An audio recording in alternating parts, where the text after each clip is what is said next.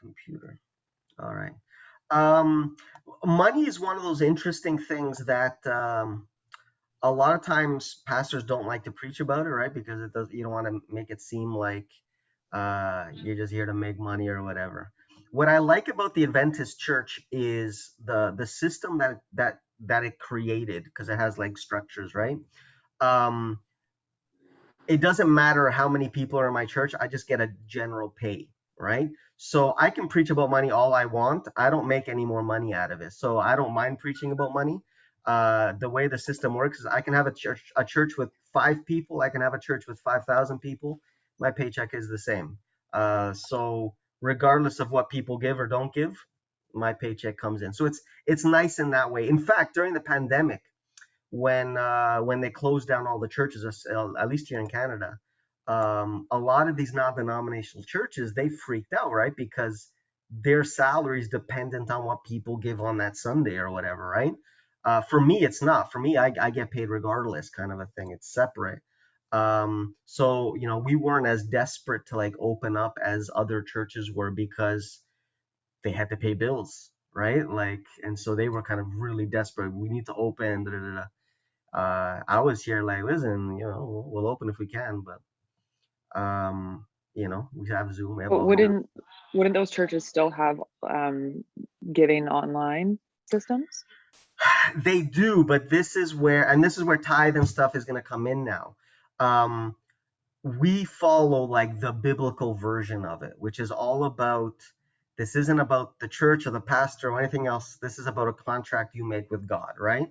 This is between you and God, regardless of your denomination or religion or whatever it is. So like for today, we're going to learn about tithe. And what I always tell people, everyone that I do studies with, because I do it with all these different denominations, I say, listen, whatever church you go to, that's where you should give your tithe, right? Like, I'm not saying for you to give it to me or my church or whatever. God asks for that tithe for his work. So whatever church you're in, give it in that church. I guarantee you your church will be thankful for it, right? Because it's not about me. It's not about what I can get out of this. What it is about is what you can get out of it. And that's what we'll be seeing today. So let me open it up. The Bible talks about two forms of giving. All right, there's tithing and there's offerings. All right, offerings is very simple. We'll read one verse that explains it all. Tithing is a little bit more complicated, but not really. I'm going to show you what it is and then what it was used for and what the consequences are. That's why it's a little bit more complicated. All right, the word tithe simply means a tenth. For those that know, and most usually do, numbers in the Bible all have meanings, right? So the number 3 is usually connected to God with the Trinity. The number 7 is usually connected with completion. The number 12 is connected to God's people. And the number 10 is connected to faith. Or, let me think, faith and... Yeah, faith, I think, is the best word. There's another word, it's not coming into my head right now. But you'll see that. I can give you these few examples. There's more, but these are some few examples you can find in the Bible where this number 10 comes in. So we have the 10 Commandments, right, which is all about this is how I want you to live. And you have to choose to do that, right? You have to have faith that if I do these 10 things, and this is, we've studied this before. Doing these 10 things isn't about salvation. Doing these 10 things is about your life getting better, right? The reason God gave these 10 laws, which are like these eternal laws, the characters of God, is God's way of saying, listen, if you follow these precepts, these foundations, these ways of living, your life will be better.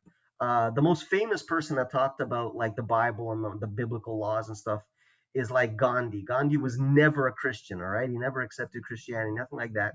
But he talked about Christianity. He said like this, listen, the laws in the Bible, regardless of whether you're a Christian, just make sense. They're just a good way of living, right? Like people that just follow the 10 Commandments and so on, it gives you just naturally a better way of living.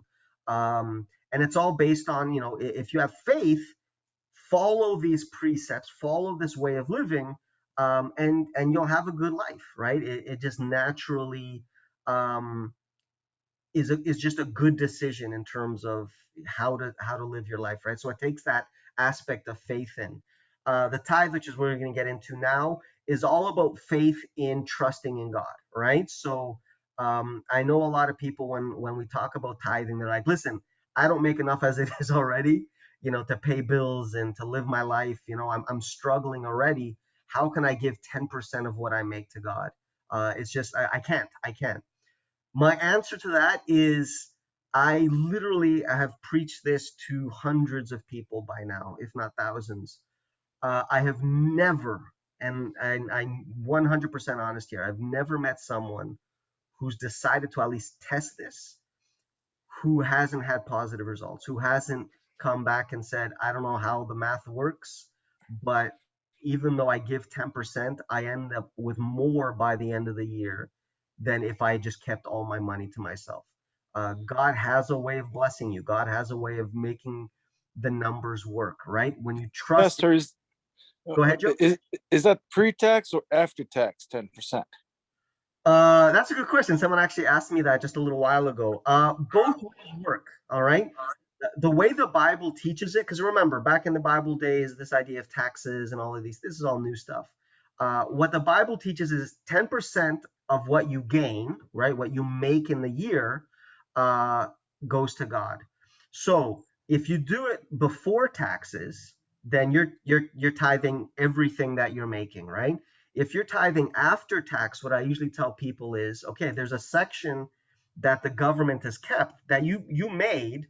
So whatever the government then gives to you afterwards, because you know how government, you can get the tax returns and stuff, just tithe the tax return after, because that's still money that you've earned, that you just didn't receive until the government gave it to you.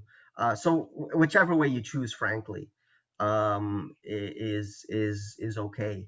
If you do it after taxes, you're probably it's a little bit more precise because at the end of the day, you know that the government doesn't always give you everything back, right?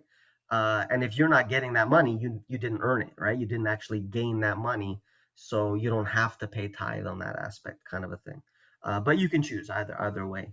Um, but there's other times the number 10 comes up. You get into the 10 plagues, which is again all about faith. If you read that story, by the way, um, Israel actually suffers some of the few plagues at the beginning there until they have faith in Moses and in God. Then they start getting that protection from the plagues. All right. So it's all about faith when you look at the 10 plagues. You have the story where Jesus meets the 10 lepers, right? Five come back. You have then the parables, the parable of the 10 virgins, five wise, five foolish, the parable of the 10 talents. It actually ends up being 10. The parable of the 10 silver coins, where the woman loses one, and the parable of the 10 servants, the 10 minas or 10 coins.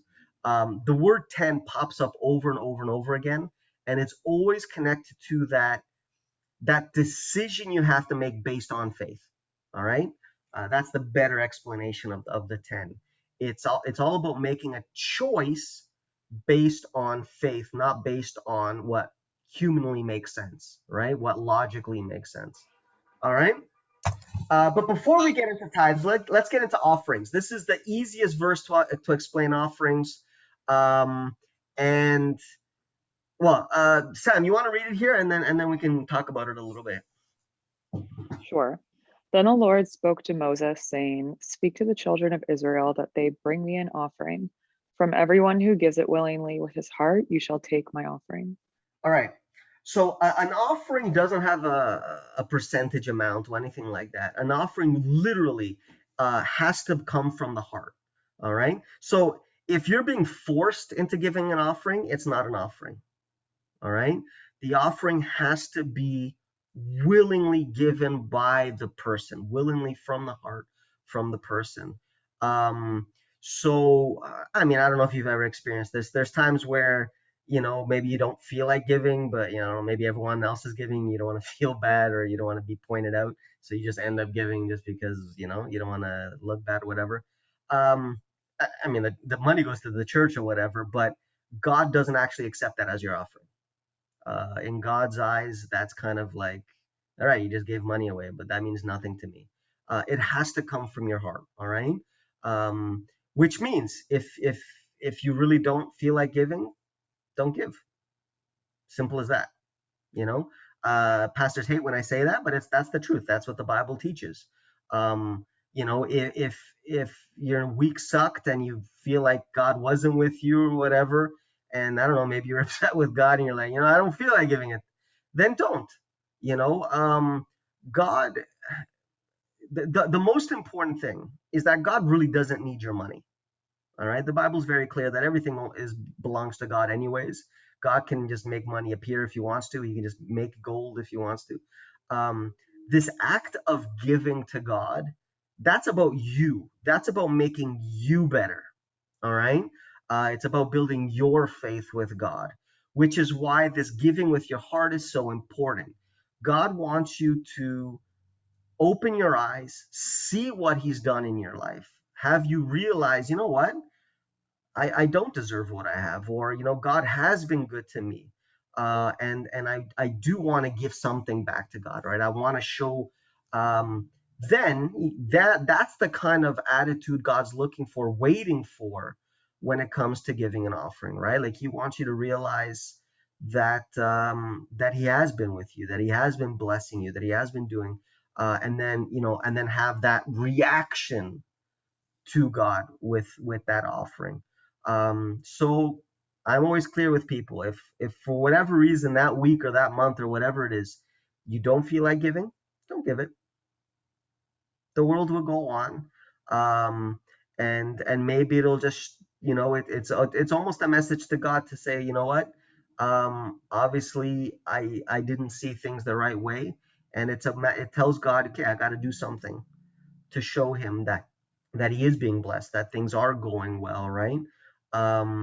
So I think that's uh, again, it's all about that relationship between you and God. Does that make sense? Sam, go ahead. But sorry, this is different from tithe. This Tithe is different is, from tithes. Yeah. yes, okay, So okay. when it comes to offerings, that is completely 100% up to you. If you give nothing, that's fine. You know, in fact, giving nothing is the same as giving but not having your heart in it. God God will see it the same way. Once you give it with heart, once you give it willingly, then God will bless you for it. But you can't fake it, right? You can't be like, no, God, I do give this willingly, and you're just there for the blessings. No, that's not how it works. It's all about the relationship. Yes, God has blessed me, and I want to give an offering, right? I want to give from my heart to God and to His work and so on. Go ahead, Sam. So does God say anything about what kind of mindset you have to be in when giving your tithe, or can you be grumpy about giving your tithe and still be blessed? You can be grumpy to give your tithe. Okay. And in fact, in the beginning, you probably will be. If you've never tied before, you're going to be really like, I don't know. And that's where, when we get to Malachi, that answer becomes very, very clear. All right. Um, because again, offerings and tithes are completely different things. Um, Offerings, by the way, are used to do things, right?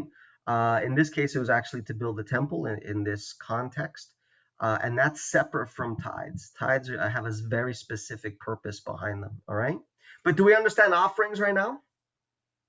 Yep. Again, it's fairly simple, nothing too extraordinary outside of giving from your heart. All right, so now let's get into tithes. Tithes are a lot more interesting. Um, Someone want to read this? Leviticus 27, verse 30. Go ahead, Miguel.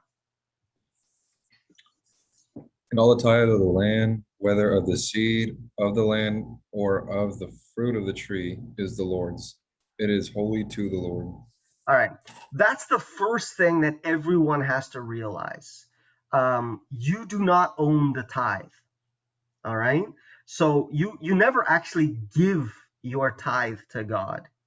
The accurate wording is actually you give back to God the tithe, because it's never yours to begin with. All right, that's how the Bible teaches it. The tithe is God's before you give it to God. That's why it's very different from an offering. An offering is your money, the money that God has given you, whether it's directly or through your work or by giving you a job or energy or whatever it is, right? But when you give an offering, you're giving what is yours to God, and that's why it has to come from the heart. A tithe is a completely different beast. A tithe is basically like God gave you something and he's like, listen, I want this back at the end of the week. So it's never yours, which is hard for us to understand because a lot of people are like, well, but wait, I'm the guy that worked, right? I went to work. I worked all week. I got my paycheck. That's my paycheck. God's answer to that is 90% of it is yours. 10% is mine. And you can argue, and then God is like, all right, but let's think about this. Who gave you that job? Who gave you the energy to be able to do that job? Who gave you the wisdom to do that job? Who woke you up in the morning? Why aren't you dead? All of God can give you all of those answers if he wants to, right? When you read the Bible, well, just this verse here, it's very clear. Everything is God's, right? You belong to God. Um, if God wanted to, he could have been like, listen, I want 90%. I want 99%, right? And you couldn't argue. You couldn't say, well, no, you don't own, because he does, right? Everything is his. Everything you have, you only have because he blesses you, because he allows you to have it. You can guarantee that if God was to take his hand away from you, you would lose everything in 1 second, right? Let Satan take over your life and see how long you last, right? Let's see what you're left with by the end of it. um Now obviously God, when he says 10%, and this goes back to what I said before, he doesn't need it. All right, he lives in a place where the streets are made of gold. All right, he could just take some asphalt and buy whatever he wants. um this is really about us. All right, this is about God saying, listen, I need you to not depend on your money. I need you to depend on me. And the way we're going to do that is by having you actually let go of your money. All right. Not all of it. You're going to give me 10%. You're going to give me 10%. And and this is where the faith part comes in. You're going to give me 10% and you're going to have faith that you're actually going to get more blessed with 90% than with 100. All right. But we're going to get to that in a second. What this is saying is the tithe is already God's. Now, obviously, in the Old Testament, money existed, but it wasn't actually used very often, right? Money was more what you owed, right? So sheep, trees, fruit, seeds. That's why it's mentioning land and fruits and seeds and stuff. So that's what they would do. So let's say you had a bunch of sheep. The following year you had 100 babies, 100 baby sheep. 10 belong to God, right? So you'd give 10 to the Levites or whatever. That's how it would work. Nowadays it's a lot easier, right? You get a paycheck in general, so you just take 10%, yeah, and you give that to God, right? In whatever church that might be. Sam, you got a question? Yeah, so is tithing an earthly thing?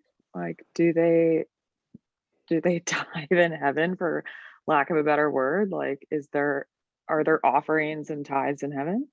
I don't think they can tithe in heaven because I don't believe money exists in heaven or Well, I even guess I was thinking more like, possession, right? yeah, like Old Testament times. Like, do they farm? Like, I don't know. Yeah, no, they literally would bring like bags of grain or animals or things like that.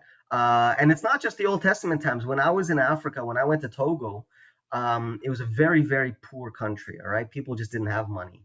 A lot of it was bartered. That's how they would make a living. They would give a little bottle of oil and get some fruits or stuff like that. There was some members that used to bring a chicken and just give it to the pastor. He's like, here's my tithe, right? And and the pastor would take it and give it to the conference. They would cut it up and divvy it up, and that's again, 10% doesn't necessarily mean money. It just says 10% of what you make, what you gain, what God has blessed you with in that year, you give back to God. All right. Hey, So that's the Pastor, first thing. It already belongs to God. That's the main thing you have to remember. Go ahead, Joe. I remember when I was in the Catholic Church and when I was younger, they have this thing. I don't know how to say it in English. They call it a quota. I don't know what it means, but my dad would sign a check for, I don't know, over $1,000 or whatnot to the church. But a lot of people would complain about doing that because Mhm. they would, would say the church has so much money. Why don't they sell some of their gold and this and that? Yeah, yeah, yeah. And I remember when my godparents, when they first became or were talking about becoming Adventist, and they'd say, why should we give this quota to the church? What are they doing with it and Mhm. everything else? And then turns out when they became Adventists, they had to give 10%. So And they started giving it I back, know that. right? Yeah. The difference between a quota and a tithe is usually a quota is just a certain amount.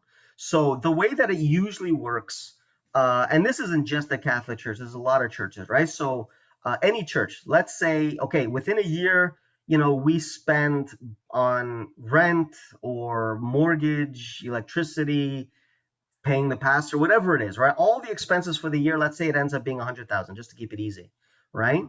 So if we have 100 members, that means it's just 100,000 divided by 100. So the quota for each person is so much. You could do the math. I don't know. Is it 1,000? 10,000? 10,000? No, 1,000. My math is horrible. I think it's 1,000. Whatever it is, everyone gives the same amount, right? That's how the quotas usually work. So it divvies up between how many members they have, which is why in a lot of these churches, the more members you have, the more money you make, right? Because more is coming in, and a lot of times people give more than what's actually necessary or whatever.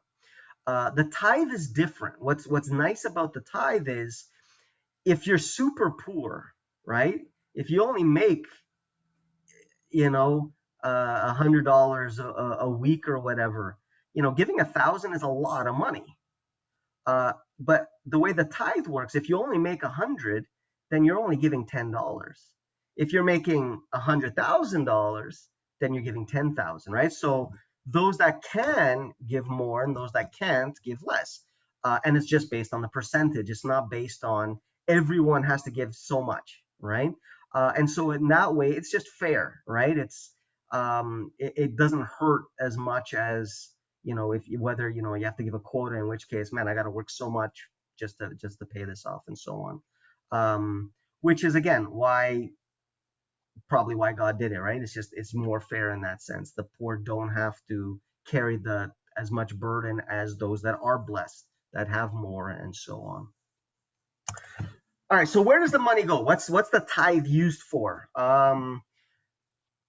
Let me read this here, and then I'll give you a bit of history in case you don't know it. So Nehemiah chapter 10, verses 38.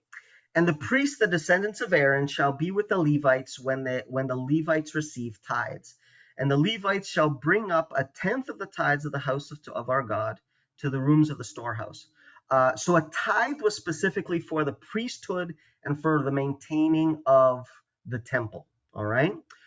Why was that necessary? If you remember, there was 12 tribes of Israel, right? So when Moses takes out Israel from Egypt, there was 12 tribes, 12 families.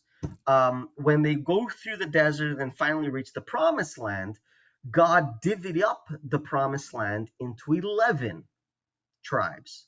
All right. So 11 tribes got 11 pieces of land, which means that they could go there, they can raise crop, or they can grow crops, they can raise animals, and they can make their living off of the land. One of those tribes, which was the Levites, were given nothing. All right. They were given no land.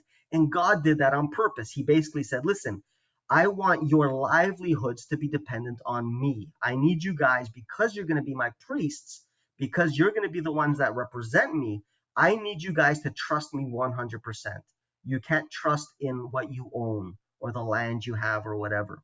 So the way it works is the Levites, 1 out of the 12, were given no land, no sheep, no farmland, nothing, which means they were completely dependent on the other 11 tribes. All right.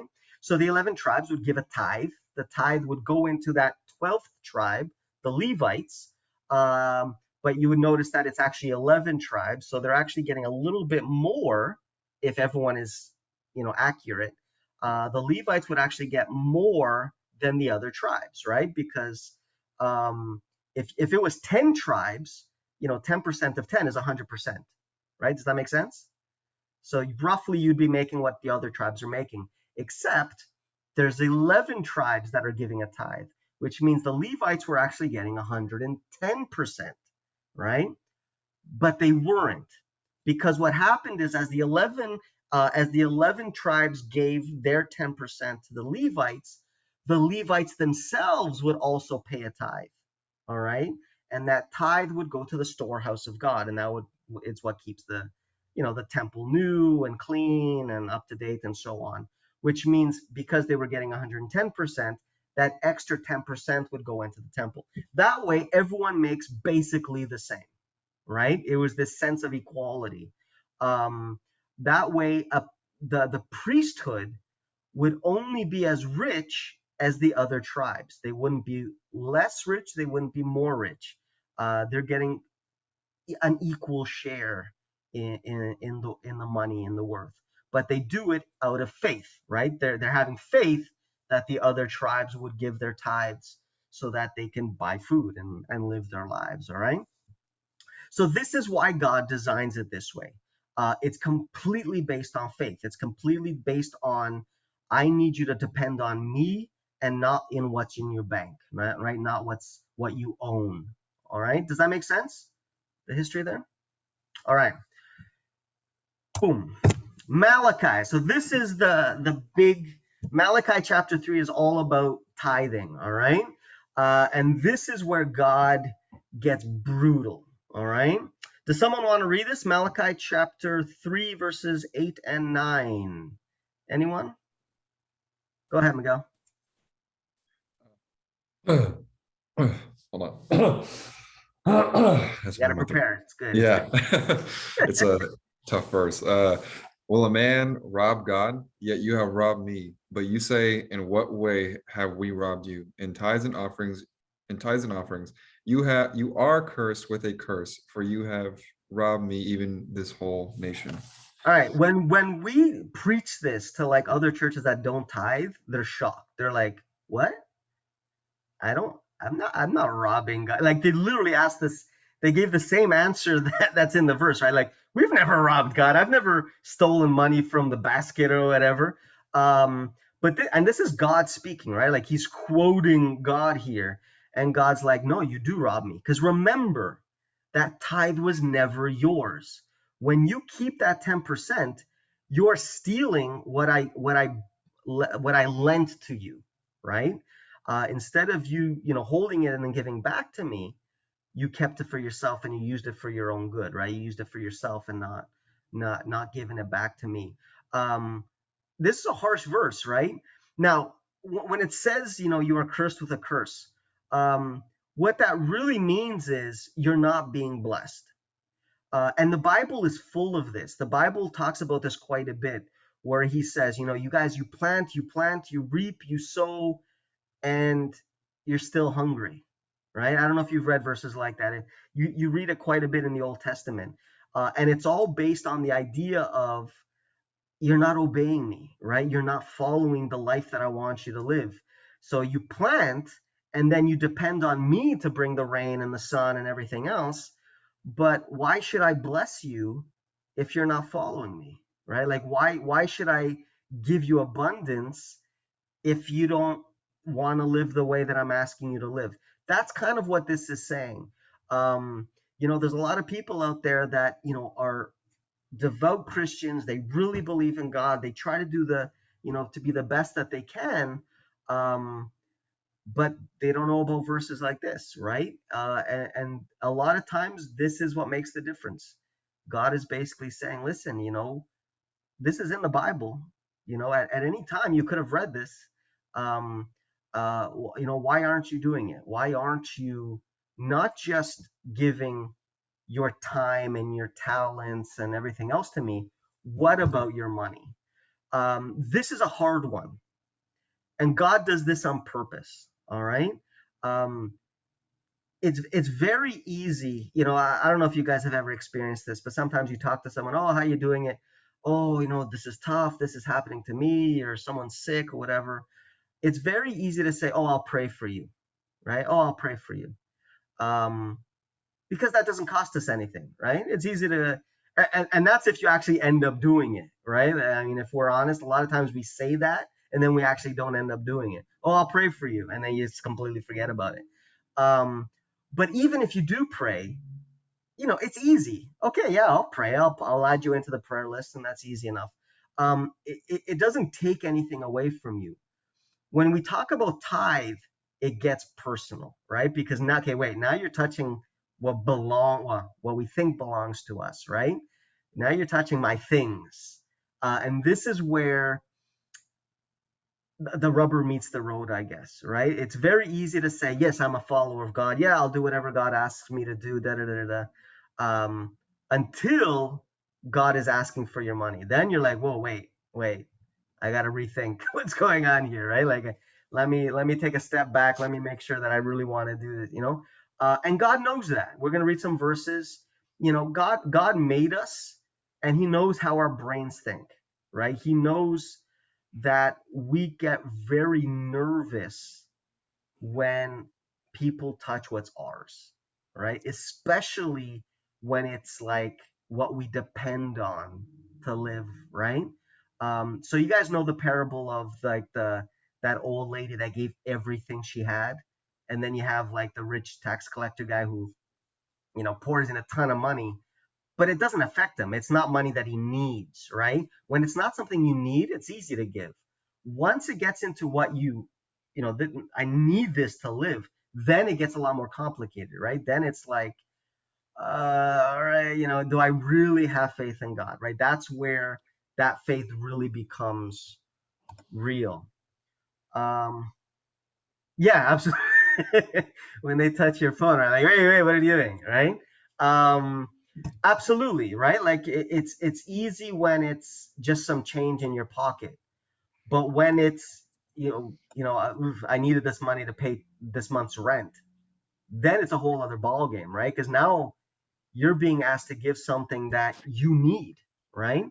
And I think that's why tithe really is in the Bible. God knows this is where I'm going to test their faith, because it's easy enough to say, I'll pray about it. It's easy enough to not do this or not do that. But when we touch money, it becomes real, right? It's suddenly serious, right? Sam, you had your hand up? Yeah, so I feel like this is just a classic question that I always have, which I don't know if it ever gets answered, but like this whole idea of being blessed.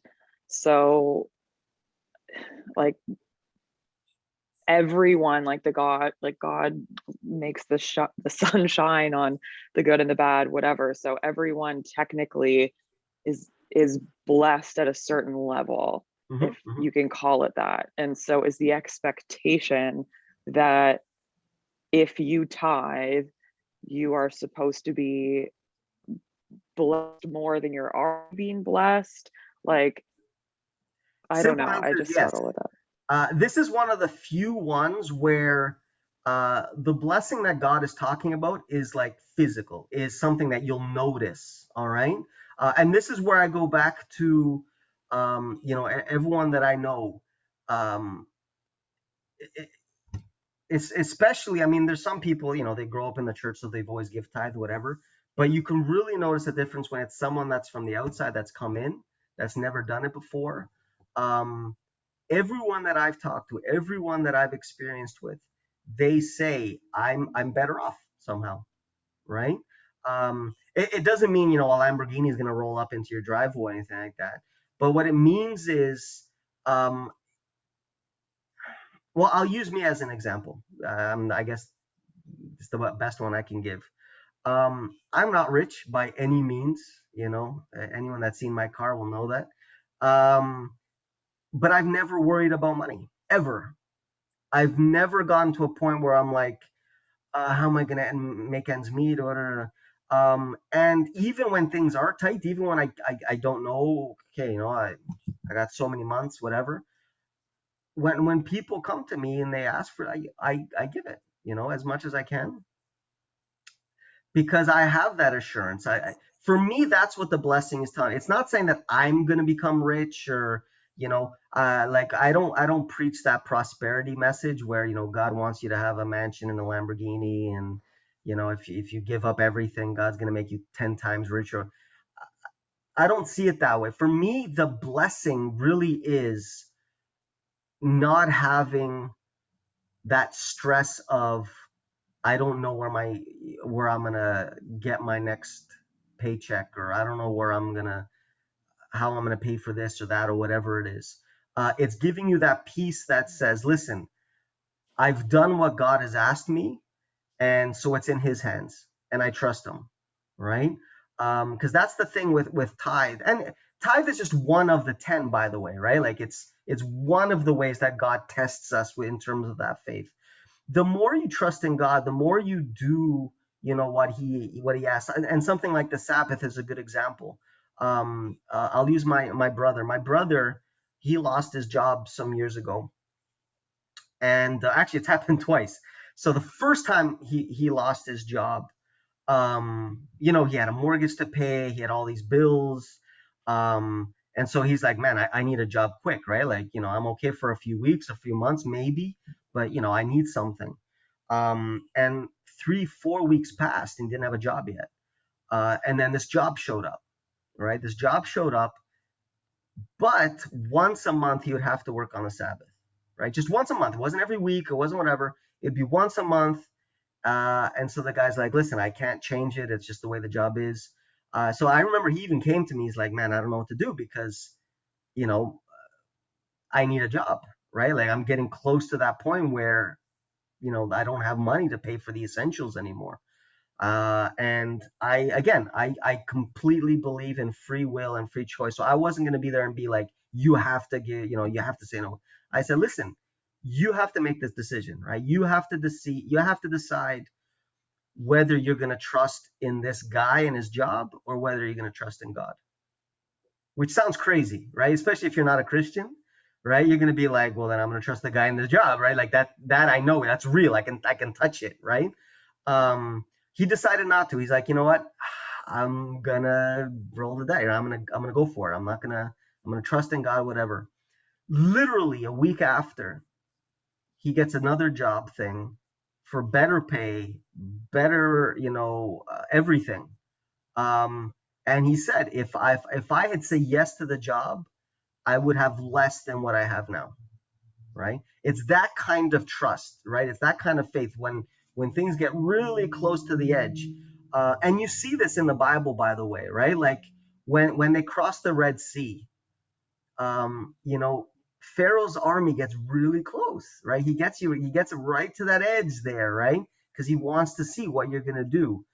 When they cross the sea a second time, the lesser known of the sea crossings, the Bible actually says you have to start walking, and the water will only separate when your foot touches the water, right? So they had to have faith that they were just going to march into that water and that God would move it, right?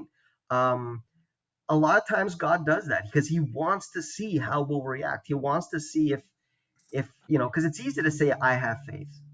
It's another thing to be like, no, I'm actually going to live this faith, right? I'm going to take that step into the unknown and see what happens. I mean, Sam, I think your testimony is similar to that, right?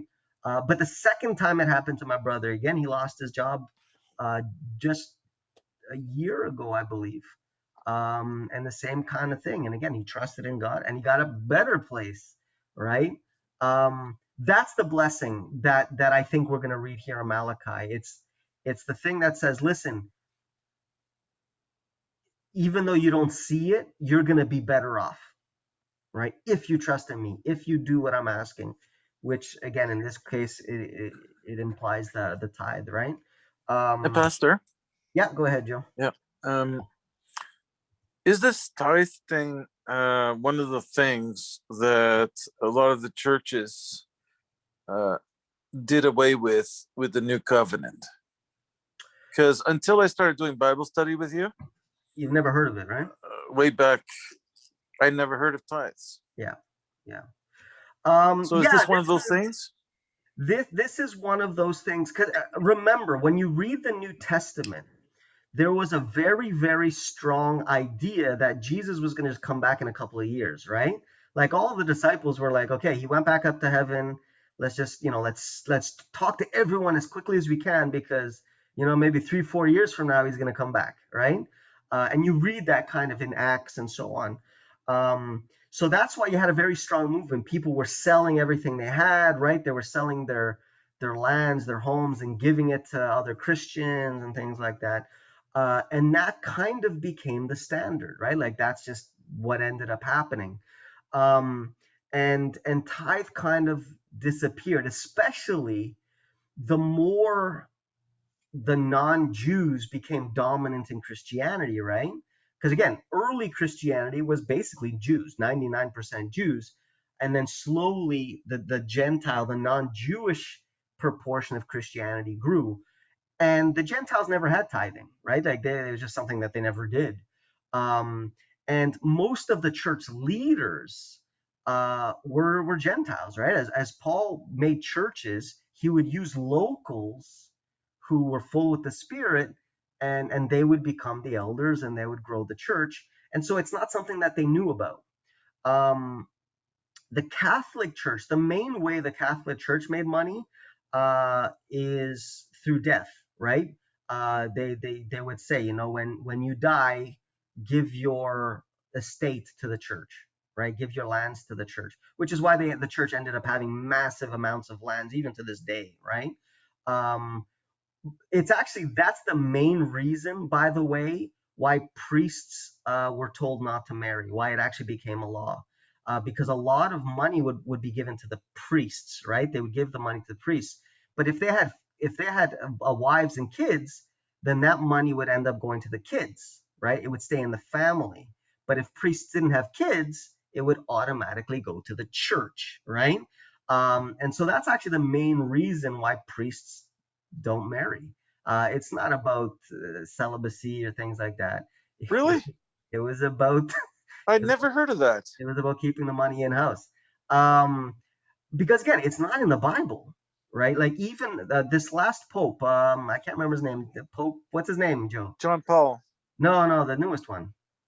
Oh, Francis? Francis, yeah, Pope Francis. He said, if he could, he would have married priests.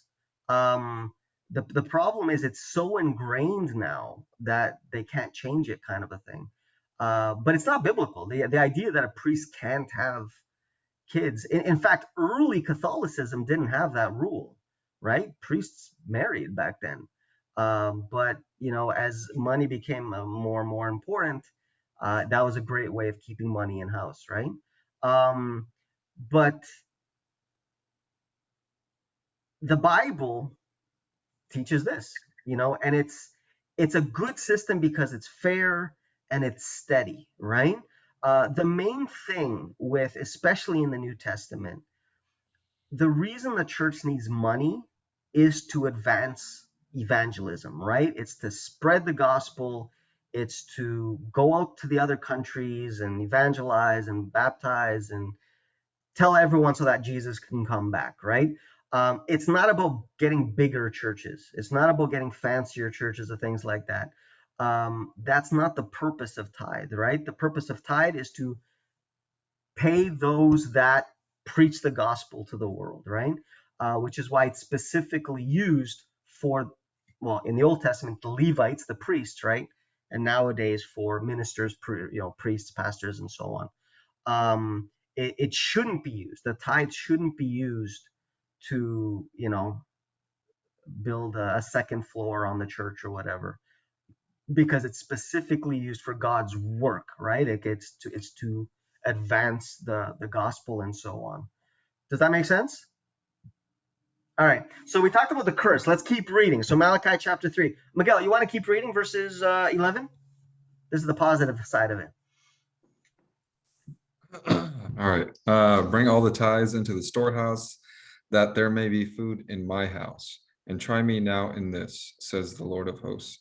If I will not open for you the windows of heaven and pour out for you such blessing that there will not be room enough to receive it. All right. And this again, this is where faith kicks in. So these last three verses is God speaking. And he's not just speaking to the Jews, he's talking to his children, right? So that includes Christianity, that includes, all his family, kind of a thing. And he says, listen, since the beginning, so even before Judaism, by the way, if you remember the story of Abraham runs into a man called Melchizedek. Do you know that story? Have you ever heard that name before, Melchizedek? He's this priest that just pops out of nowhere. Most scholars actually think it's Jesus because he appears and disappears. You never see him again, kind of a thing. But he's this priest of God. And Abraham actually gives him a tithe, right? He gives this priest guy a tithe of the spoils of, I think he fought this battle or whatever. And so this is actually, tithing exists before Israel exists, kind of a thing. So it isn't just for the Jews. This was God's system. And God is telling us, listen, I've told you, tithe is mine. 10% of what you make, not of what you have, it's of what you make, right, belongs to me. All right. I gave you that job. I gave you energy, wisdom, everything so that you can have what you have. But I'm telling you that 10% is mine so that you have to trust in me. And then he makes this promise. He's like, listen, he literally says, try me now in this. So literally test me to see if this won't happen. Start giving your tithe. And this is why I said, it says to his storehouse, right? So whatever church you go to, give your 10%. And see if God isn't going to bless you. See if God is a liar. Period. And it all comes down to faith. This is all about, do you actually trust that if you give 10% of what you make to God, that you'll be better, and I'm saying better off and not richer, all right? Because you might not get like monetarily richer. You might be. I have no idea. God, for each person, he's going to do it differently. But you will be better off, all right? You will be at a point that, and the more you do it, the more you're going to trust in him. You'll get to a point where you won't worry about money, because God has your back. You know that what you have is because of him and not because of you or because of the stock market or because of some other thing, right? That's why I don't know if you've ever realized this. People that worry most about money aren't the poor, it's the rich. The rich have a lot more stress over money than poor people, which is crazy, right? But that's because in general, rich people, they depend on that. Like they have this fear that if they lose it, they lose everything, right? A poor person, you stress at the fact that you don't have, but you don't stress about losing, right? You have nothing to lose, kind of a thing, right?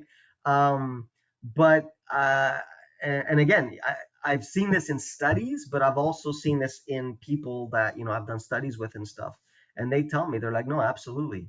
The more money I make, the more I stress about money.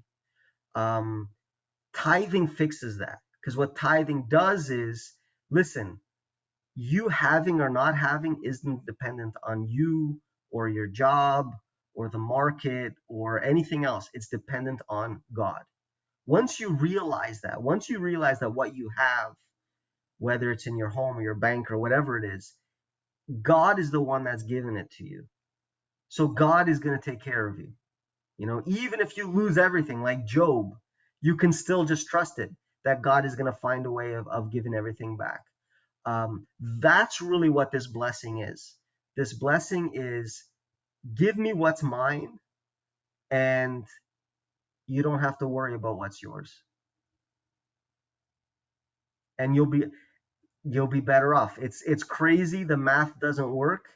But I'm living proof of it. When I went to college, so before I went to study a pastor, I was going to go into business.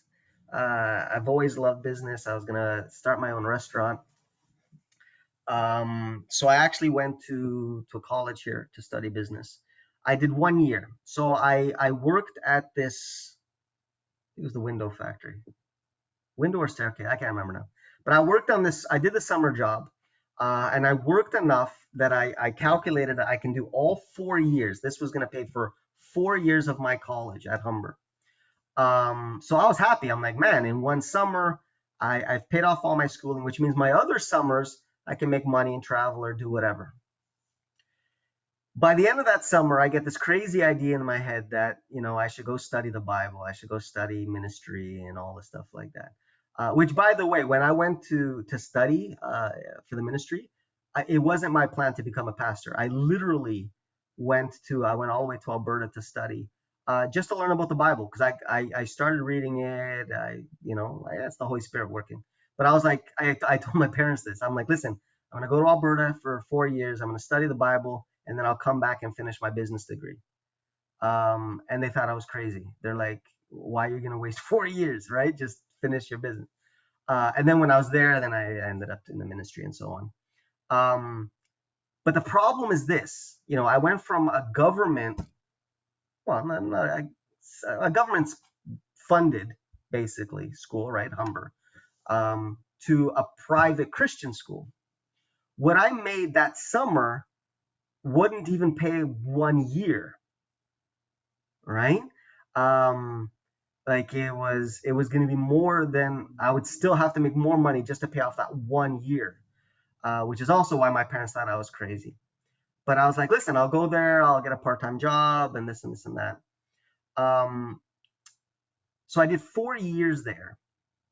My first year, my first summer, I made enough to almost pay for 1 year.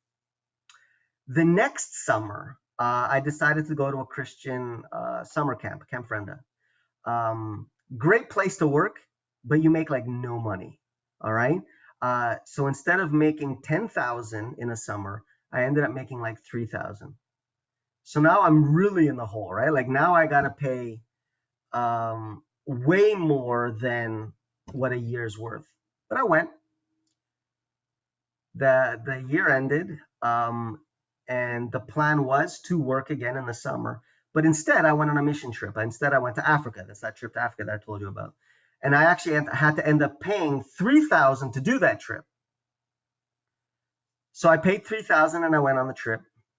And then on the fourth year, I ended up getting married, right? I ended up getting married, which then means I had to get an apartment outside and so on, all that stuff like that.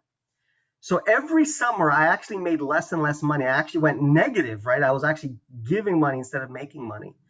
But by the end of the 4 years, the school owed me money.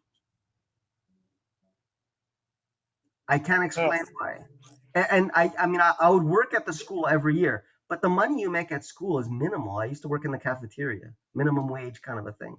But what I made, I was able to pay off the rest of my wife's tuition. It doesn't make sense. And it's not that people were putting money in my bag. My parents would give me $1,000 a year. That's it. But when I came to the end of the year where I had to pay everything off, I had the money in the bank and I'd pay it off. Were you tithing all along? I was tithing all along. Like I was tithing almost nothing, right? Because I was making nothing.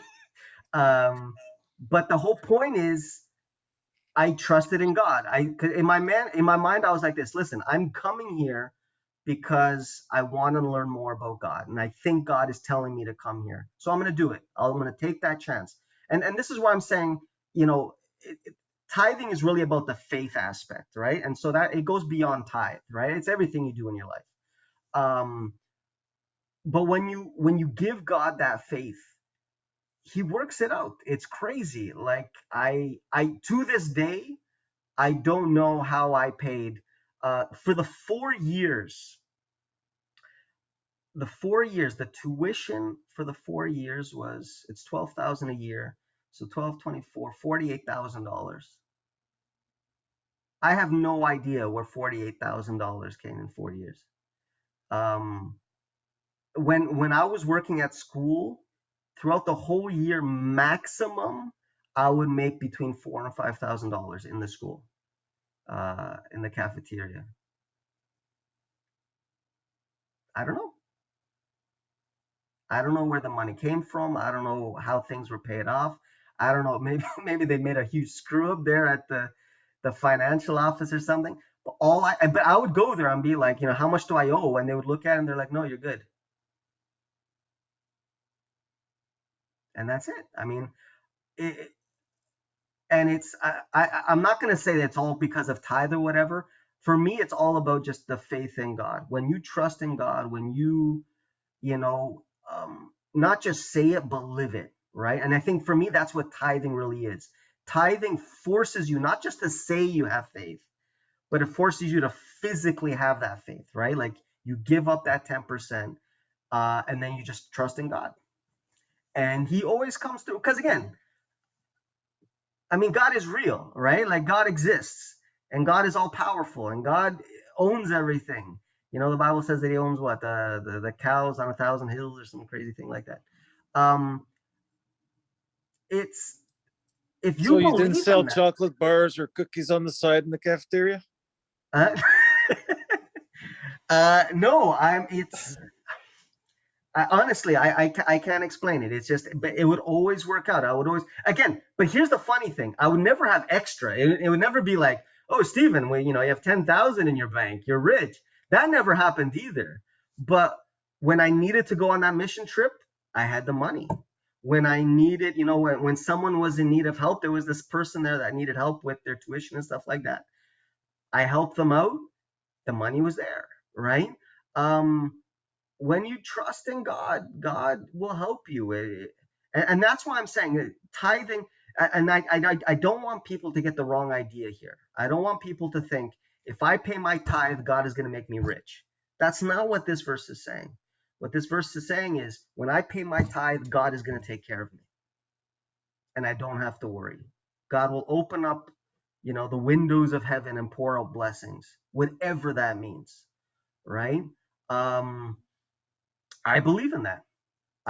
This is how I live, and this is how I live my life, and to this day, I'm not in need, right? God always provides what I need.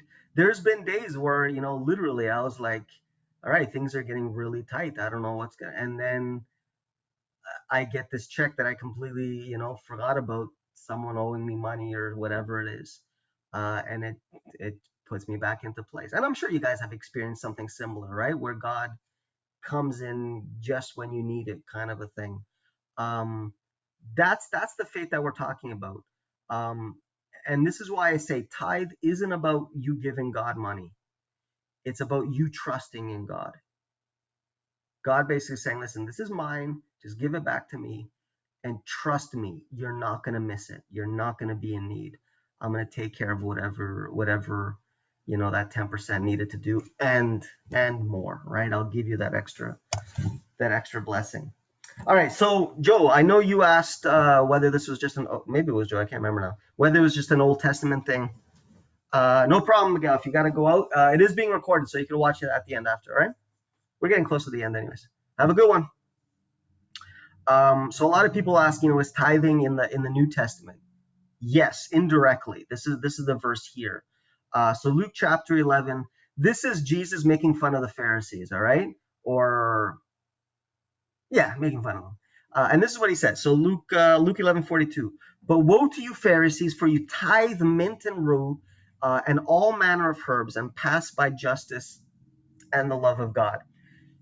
And this is literal. So from what we hear, from what historians tell us, the Pharisees were so strict with following God's laws, including tithe, that if you had like a mint plant, every 10 leaves that would sprout, they would pluck one.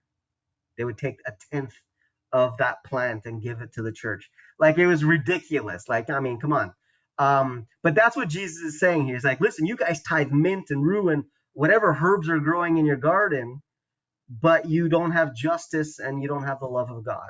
All right. So he's giving that contrast. And then he says this, these you ought to have done.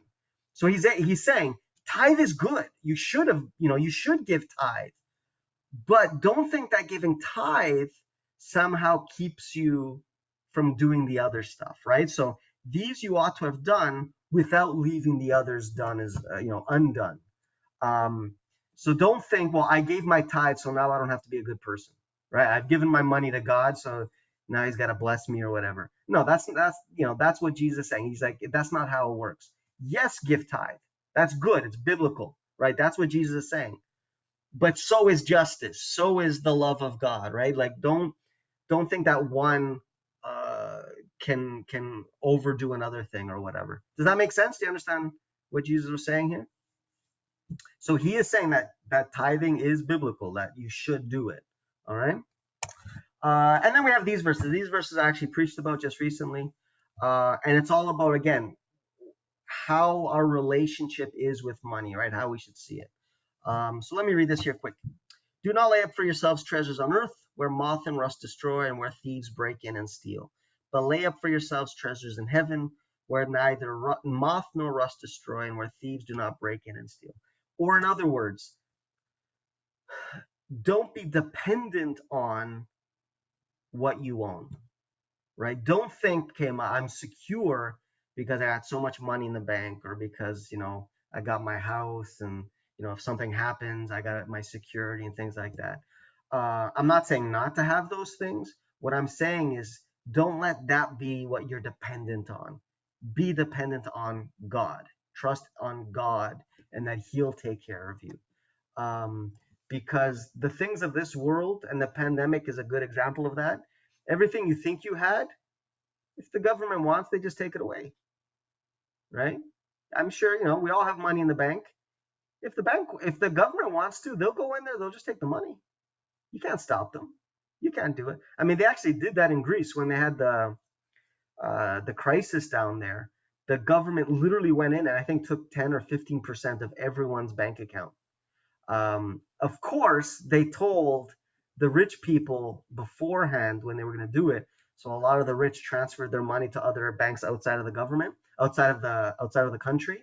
So they didn't lose basically anything. But all the poor people, and the worst part is, before they did that, they froze the bank so no one could take money out of the bank. And then they took it out. Then they opened up the banks again.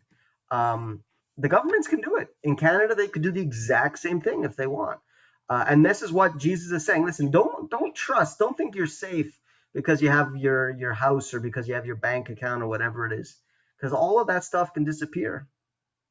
If you trust in me, that's secure. Trust in me, you're safe. I'll get you through whatever happens, whatever disaster you come through. All right. So that's really what that's saying. For where your treasure is, there your heart will also be. And this goes back to that relationship, that trust, that faith aspect. If you have faith in God, you're a lot better off than having $1 million in the bank, because that $1 million can disappear from one day to the next. In fact, I remember watching on CBC a few years back where they follow people that won the lottery. And they said that the vast majority of people that win like millions of dollars within 5 years are poorer than before they won the money. Because money isn't the answer, right? Money isn't the thing that's going to make your life better, right? Because money comes and goes.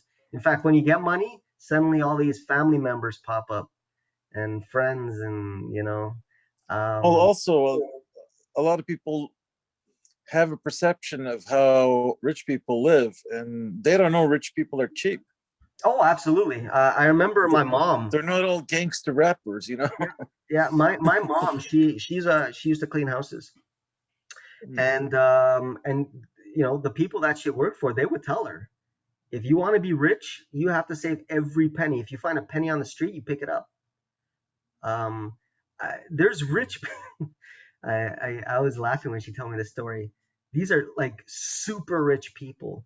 They would go to a party, they would buy a dress, put the tag in the sleeve, and then give the dress back the next day, just so they wouldn't have to pay money on a dress.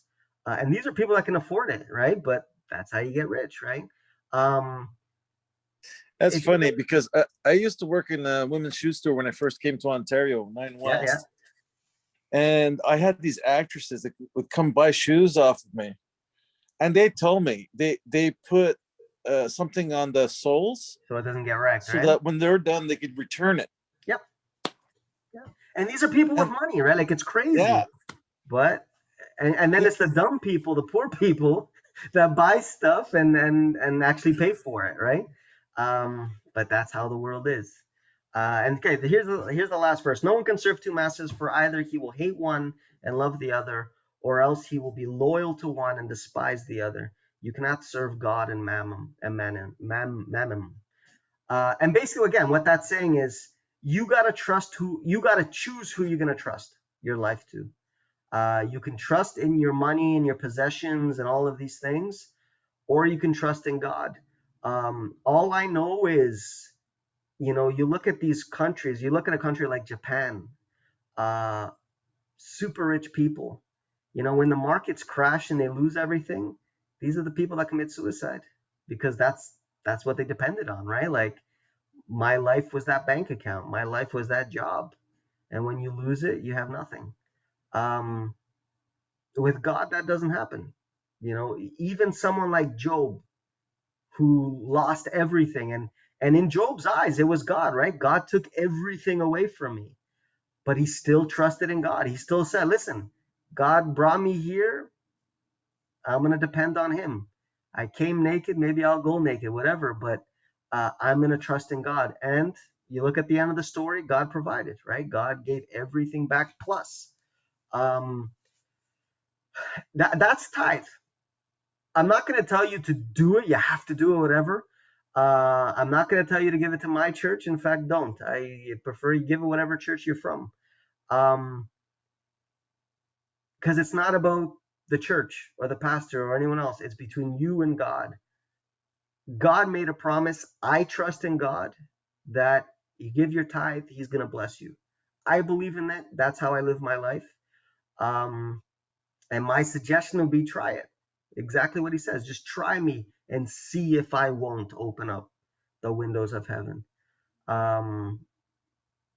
Sam, go ahead. This is a more Adventist question, but when you go to pay your tithe online and there's the buckets, like the first bucket is Where you tithe, want and to then give it, there's yeah. a bunch of different things below.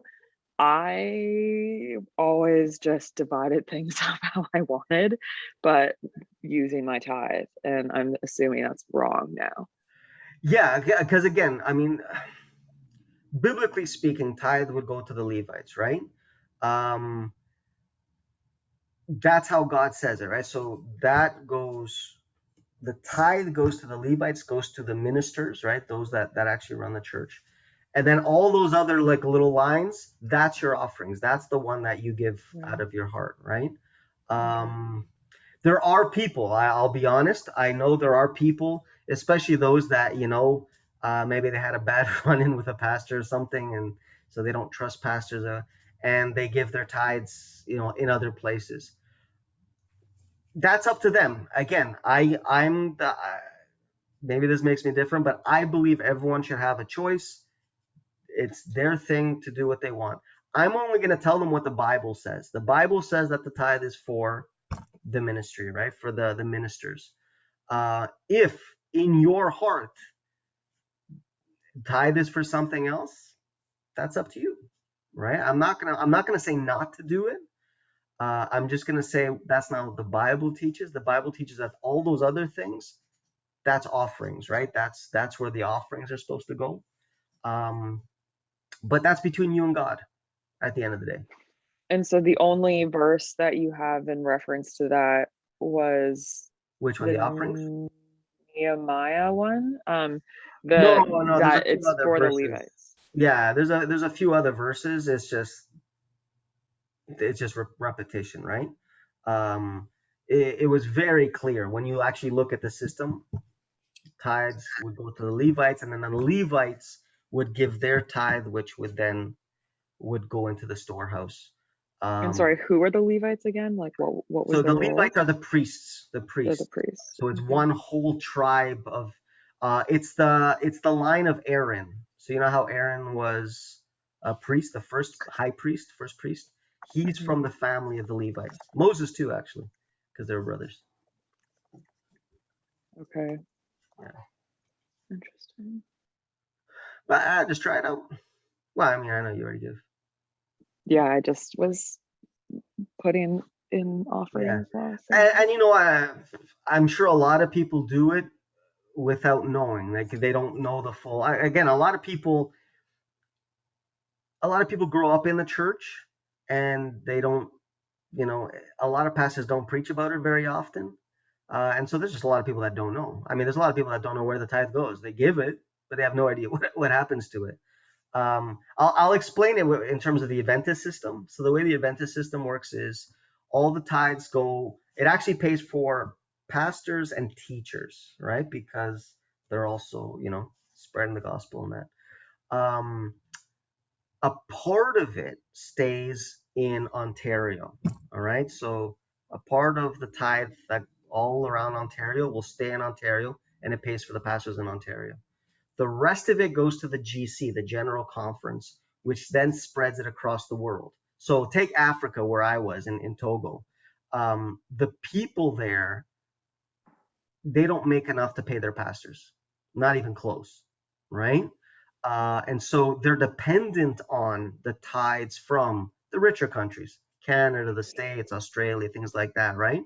A lot of our tithes, I would probably over half of it, actually ends up overseas. It ends up in the countries that really need it, which, to be honest, is a lot more productive, right? It's a lot more productive giving tithes to them. I'll be honest, there's times where I've given my tithe to other countries, right? I know countries that needed it, and so instead of giving it to my local church, which then goes to Ontario and out, I just give it automatically to another church, to another country. Um, Obviously, the conference doesn't like that because they do need money to pay their pastors as well. So if everyone was to end up to do that, they'd be screwed, right? But once in a while, if I really hear a place is in need or whatever, it doesn't mean I'll do it every month or whatever, but I'll sometimes I'll give it over. Offerings too, like my wife, all of her tithes she gives here, but her offerings she sends it all to Brazil, because she knows there's more need there, right?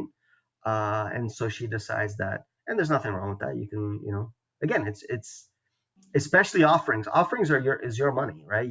It's wherever your heart, where God is impressing you to put it. That's where you should put it. And if that means, even if it's something that's a little bit more controversial, but even if it's something outside of church, there's been cases where um, there was a family that the father lost his job. No, the wife lost her job. The father was sick, couldn't work, and they had like 3 kids, and they were literally starving, right? So my wife took her offerings and gave it to them, right? She paid their rent, she bought them food, and so on. Again, the church obviously doesn't like that because they want to be able to choose where it goes. But it's your money, it's your offering, right? You can, you know, if it, for me, helping God's ministry can mean many different things, right? It can Mhm. mean, yes, giving it to the church and helping ministries and all of that stuff. All of that's important. But sometimes it can also be, helping the poor, helping those in need, helping soup kitchens or whatever it is. Um, So I didn't know I was being all heart. I never checked off tithe. I always you've just go been to the giving it bottom. anywhere, right? No, I go to the bottom line, put the amount there, and say for this church. Okay. Yeah. If you're doing that in the Adventist system, like at Heart Lake or whatever, um, that will probably just go to the church. So it'll, any church programs, things like that, that's where they would end up using the money. But if it's tithe, then just put it up on the tithe. But again, it's, don't think, that God is going to punish you, whatever. I mean, if you don't know, you don't know, right? Until you know, God doesn't expect you to get everything right, right? So, but Yeah, I'm gonna still that's why play I the do the lottery study though. too. Hey, Joe, that's up to you. If you win, give your tithe on Yeah, it. no kidding. I don't need to win much. It's just enough to pay off my mortgage, and then I It's could the take mortgage, eh? care of my dad without having to worry about going to work. Yeah, totally. No, I totally understand that. I totally understand that. It's I mean, I'll be honest. There's days where I think about it. Just today actually, I was driving.